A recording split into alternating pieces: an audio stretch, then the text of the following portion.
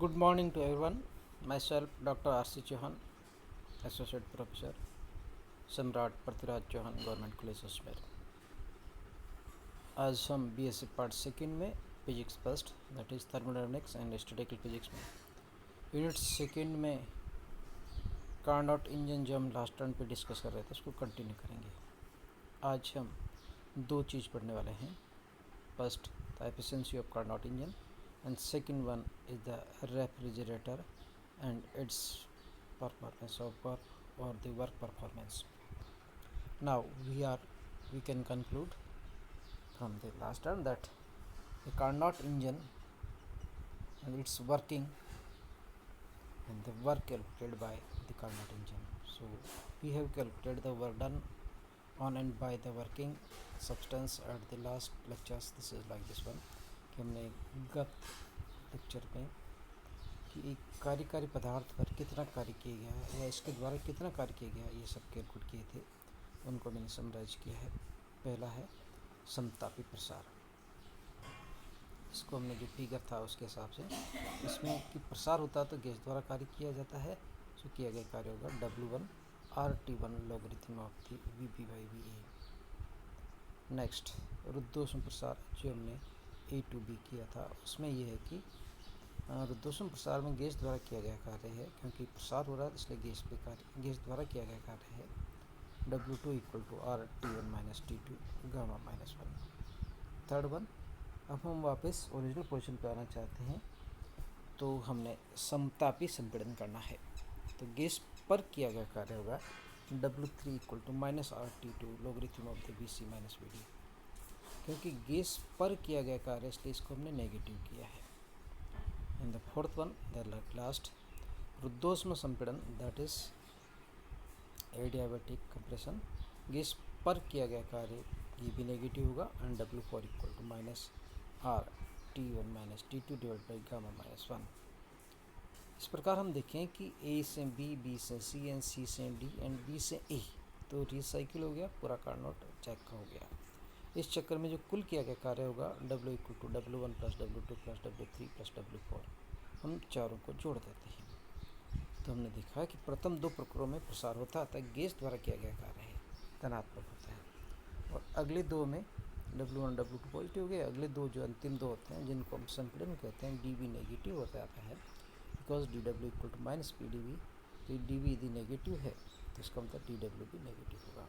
अब W3 और W4 negative होते हैं, तो कुल किया गया कार्य हम इन सबको जोड़ सकते हैं, that is W equal to sigma from I to 1 to 4 WI RT1 logarithm of the VB minus by the VA plus RT1 minus T2 divide by gamma minus 1 minus RT2 logarithm of the VC by VD and the minus RT1 minus T2 divide by gamma minus 1।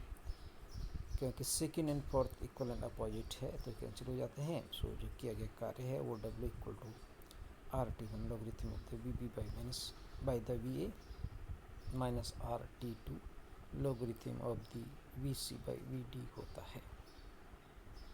परंतु बिंदु B व C एक ही आरेख पर है, क्योंकि एक ही curve पे है अपने जो बना रखा था, इसलिए वो रुद्धोष्म प्रसार पे हैं। तो रुद्धोष्म प्रसार की जो इक्वेशन होती है वो होती है PV gamma equal to constant. So the PB VB gamma equal to PC PC gamma.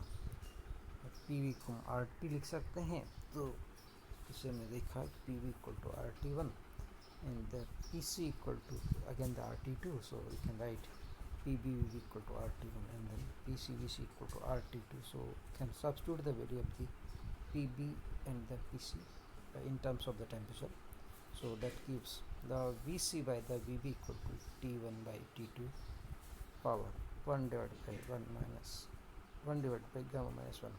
इसको हमने कोई भी रो दे दिया, that is adiabatic expansion ratio कर दिया, रुद्धोष्म प्रसार अनुपात। इसी प्रकार A व D भी एक ही रुद्धोष्म मार्ग पर है, इसलिए हम लिख सकते हैं PA gamma equal to PD gamma. Temperature के टर्म्स में लिखें बने के तरीके से, so PA RT1 so PA equal to हो जाएगा RT1 divided by VA and the PD equal to RT2 by the VD हो जाता है। सब्स्टिट्यूट करते हैं तो हमें मिलता है वी डी और वी के बीच में relations, and that is Vd by the V gamma minus 1 equal to T1 by T2 on this Vd by V equal to T1 by T2 power 1 divided by gamma minus 1, and that is the same as equation 5th. So this is again the rho. It is adiabatic expansion ratio. Here we can say it is adiabatic compression ratio. Now using the 5th and 6th equation, we can say both are equal right hand side, so left hand side will be also equal. So the Vc by the Vb equal to the Vd by Va, and this gives the Vc by Vd equal to Vb by Va. So the net work done हम लिख सकते हैं, यदि A C D C by D को दिन V by V के terms में लिखते हैं तो मिलता है W equal to 2.303 R T one logarithm of the 10 V B by V A minus R 2.303 R T two logarithm of the V B by V A. दोनों को क्योंकि बाकी सब चीज़ कॉमन है, टी वन टी टू अलग अलग है, इसलिए we can write W equal to 2.303 R T one minus T two multiplied by logarithm of the 10 V B by V A. W equal to कार्य में परिवर्तित ऊष्मा Q1 माइनस Q2 होती है, क्योंकि इतना ही कार्य किया गया पूरे में। Q1 हमने सोर्स से ली थी और Q2 हमने सिंक को ट्रांसफर किया, इन दोनों का डिफरेंस होगा वो कार्य में बदल जाएगा। So W equal to can write integration of the A B C D P D B equal to the A B C D वक्र के मध्य जो भी क्षेत्रफल आता है वो हमें इस कार्नोट इंजन में कुल किया गया कार्य होता है। Now the we want to the important topic, that is the Carnot engine की दक्षता, efficiency of the Carnot engine, that is eta equal to the उपयोगी कार्य divided by स्रोत से ली गई ऊष्मा, ये फॉर्मूला होता है इसका। so W by the Q1, so we can write 2.303 R T1 minus T2 multiplied by logarithm of the 10 VB by VA and divided by 2.303 R T1 logarithm of the 10 VB by VA। Natural चाहिए तो हमें 2.303 हटा देते हैं, बाकी सब cancel हो जाते हैं, फॉर्मूला मिलता है हमें दक्षता बराबर T1 minus T2 by the T1, so this gives 1 minus T2 by T1। और हमने जो इक्वेशन 5th थी 6th थी उससे हमने एडियाबेटिक एक्सपेंशन रेशो निकाला था rho equal to T1 by T2 power 1 divide by gamma minus 1, so this eta equal to now 1 minus 1 by rho by the gamma minus 1. This gives the efficiency. Very important numerical questions are mostly asked by using the eta equal to 1 minus T2 by the T1. This is the efficiency, and it depends only on the two temperatures, temperature of the sink as well as the temperature of the source. Now we can conclude for the Carnot engine. Carnot engine की दक्षता n equal to 1 minus T2 by the T1 केवल स्रोत और sink के ताप पर निर्भर करती है, की पदार्थ की प्रकृति पर। जो वर्किंग एफिशिएंसी था वो क्या था, जो सोर्स था वो क्या था, जो सिंक था वो क्या था, किसी पर डिपेंड करता, केवल उनके टेम्परेचर पर डिपेंड करता है। नेक्स्ट, नियत ताप के लिए T1 के लिए जो दक्षता है वो directly proportional T1 minus T2 होती है, अर्थात स्रोत और सिंक के तापांतर पर निर्भर करता है।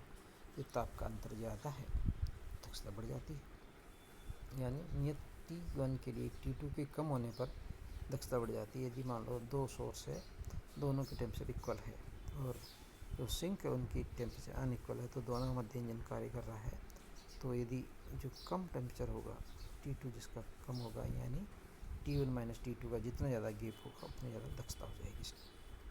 तीसरा कंक्लूजन, स्रोत के ताप में वृद्धि करने की अपेक्षा सिंक के ताप में कमी करने पर कार्नोट इंजन की दक्षता में अधिक वृद्धि होती है, यानी T2 ज़्यादा रेस्पॉन्सिबल है to change the efficiency of the Carnot engine. Number 4, जब T2 इक्वल टू 0 केल्विन हो, यानी सिंक का ताप 0 केल्विन पे हो, तो दक्षता 1 आ जाती है, यानी 100% हो जाती है। यानी 100% दक्षता प्राप्त करने के लिए सिंक का ताप 0 केल्विन होना चाहिए। जो कहते हैं कि it is not possible, we can not obtain the 0 kelvin, hence we say the Carnot engine has not have any 100% efficiency. एक इम्पोर्टेंट क्वेश्चन होता है कि सिद्ध कीजिए कि कार्नोट इंजन की दक्षता 100% नहीं होती, तो इसका आंसर क्या होगा कि हम पहले फॉर्मूला लिखेंगे दक्षता का, n equal to eta equal to 1 minus T2 by T1, और यदि मान लो T2 0 हो जाता है, दक्षता 100 हो जाती है, और किसी भी इंजन की दक्षता 100% नहीं हो सकती। क्यों नहीं हो सकती? क्योंकि टेम्परेचर 0 नहीं प्राप्त होता है। नंबर 5, यदि T1 इक्वल टू इनफाइनाइट है तो n इक्वल टू क्या हो जाएगा, 1 हो जाता है, 100% हो जाता है। यानी 100% दक्षता प्राप्त होने के लिए स्रोत का ताप अनंत होना चाहिए, जो भी ऐसा है। अर्थात दोनों अवस्थाएं, अर्थात T2 इक्वल टू 0 या T1 इक्वल टू इन्फिनिटी, दोनों ही अवस्थाएं प्राप्त होना असंभव है यदि कार्नो इंजन को दक्षता व्यवहारिक रूप से 100% कभी नहीं हो सकती। नॉर्मल जो होगा, क्योंकि ना तो 0 होगा ना इन्फिनिटी होगा, मीन्स इन दोनों के बीच में फाइनाइट होगा। फाइनाइट होगा इसका मतलब होगा उसकी दक्षता भी फाइनाइट होगी, 100% नहीं हो सकती। So this is all about the efficiency of the Carnot engine. Now the important जो हम सब कर रहे हैं, रेफ्रिजरेटर जिसको हम कहते हैं, फ्रिज कहते हैं लोकल लैंग्वेज में, तो वो कैसे काम करता है, कार्नोट इंजन से क्या इसका रिलेशन हो सकता है। तो देखते हैं, कार्नोट इंजन व रेफ्रिजरेटर हम जानते हैं कि उसमें इंजन उच्च ताप से स्रोत से T1 पर Q1 ऊष्मा ग्रहण करता है और उपयोगी कार्य W करके शेष ऊष्मा को Q2 को Q1 माइनस QW को निम्न ताप T2 पर सिंक को निष्कासित कर देता है। इस प्रकार स्रोत से ली गई ऊष्मा का कुछ भाग उपयोगी कार्य बदल जाता है। जैसे ये फिगर बनाया हमने पहला वाला, इसमें क्या किया हमने, T1 से ऊर्जा ली, Q1 ऊर्जा ली, W कार्य किया, बाहर की तरफ है, और शेष ऊष्मा Q2 सिंक को देती है। इसका जो कार्नोट चक्र है हमने बनाया, A से B, B से C, C से D, D से E, 2 AB CD एक्सपेंशन है और CD और लिए कम्प्रेशन है। क्योंकि कार्नोट इंजन उत्क्रमणीय होता है, परफेक्टली रिवर्सिबल होता है, अतः इस प्रक्रम के विपरीत दिशा में भी संचालित किया जाता है। Can be operated in the opposite direction. So refrigerator क्या होता है, वो अपोजिट कार्नोट इंजन होता है, that is working in the opposite direction. तो कार्यकारी पदार्थ नियत ताप पर T2 पर Q2 ऊष्मा ग्रहण करें, मान लो इस पर भाई एजेंसी कार्य W करवाना है, क्योंकि इस पर हम लो टेम्परेचर ऊर्जा लेना चाहते हैं, इसलिए हमें कार्य करना पड़ता है।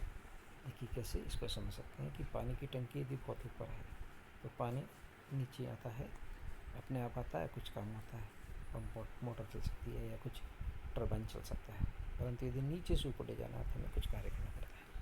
यहाँ से लो टू हाई है तो we have to do some work, so that is the function of the refrigerator. इस प्रकार विपरीत क्रम में ये रेफ्रिजरेटर की तरह कार्य करता है। हमारे रेफ्रिजरेटर में क्या होता है, एक कंप्रेसर होता है, मोटर चलती है, वो क्या करती है, सिंक के टेम्परेचर लेती है और बाहर निकाल देती है, तो सिंक को और ठंडा कर देती है।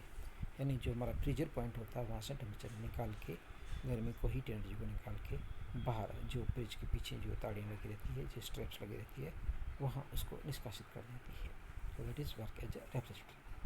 क्योंकि ये प्रक्रम नियत ताप से उस ताप की ओर निम्न ताप से करता है, उत्पादन करता है, इसलिए इसको हम रेफ्रिजरेटर कहते हैं। ये फिगर देखिए इसमें कि ये कार्यकारी पदार्थ है, T2 से जो सिंक बना Q2 ऊर्जा ली, मतलब सिंक को और ठंडा कर दिया इसने, कार्य करना पड़ता है W, और ये जो दोनों का मिला के जो ऊर्जा बचती है वो Q1 को पहुंचा देती है, वो T1 पे चली जाती है। इसमें जो कार्नो साइकिल को भी अपोजिट में होता है, A से D चलेंगे, D से C चलेंगे, C से D आएगा और D से A आ जाएगा। सो कार्नो इंजन उसमें इंजन दोनों के समान कार्य कर सकता है। रेफ्रिजरेटर की कार्य क्षमता कार्य गुणांक द्वारा जांची जा सकती है। इसकी जो एफिशिएंसी नहीं होती इसको कार्य गुणांक कहते हैं, वर्क परफॉर्मेंस कहते हैं। तो रेफ्रिजरेटर में कार्य गुणांक होता है Q2/W, यानी सिंक से कितने ऊर्जा ली और कितना कार्य किया, इन दोनों का अनुपात। अवशोषित ऊष्मा डिवाइडेड बाई कार्य, Q2/Q1 माइनस Q2, और यदि हम इसको यूँ भी लिख सकते हैं T2/T1 minus T2। Karnaugh engine की दक्षता 100% नहीं हो सकती, परंतु रेफ्रिजरेटर का कार्य गुणांक 100% हो सकता है। क्यों हो सकता है, क्योंकि इसमें हम कह सकते हैं कि ये दोनों Q1 माइनस Q2 जो है उसको हम बैलेंस करके, या Q2 को हम 100 करके Q1 को 0 कर दिया जाए और Q2 को 100 कर देते हैं, मान लो कर सकते हैं, तो यदि 100% एफिशिएंसी हो सकती है। So this is possible for the 100% efficiency, यानी इसका जो कार्य गुणांक है वो 100% हो सकता है। सो इस प्रकार आज हमने दो चीज़ देखी, पहली efficiency of the Carnot engine, और दूसरा रेफ्रिजरेटर क्या होता है, किस प्रकार कार्य करता है, इसकी एफिशिएंसी यानी वर्क परफॉर्मेंस को हम कैसे कैलकुलेट करते हैं, ये सारी चीज़ें हमने देखी है। सो आज के लिए इतना ही काफ़ी है। Thank you very much.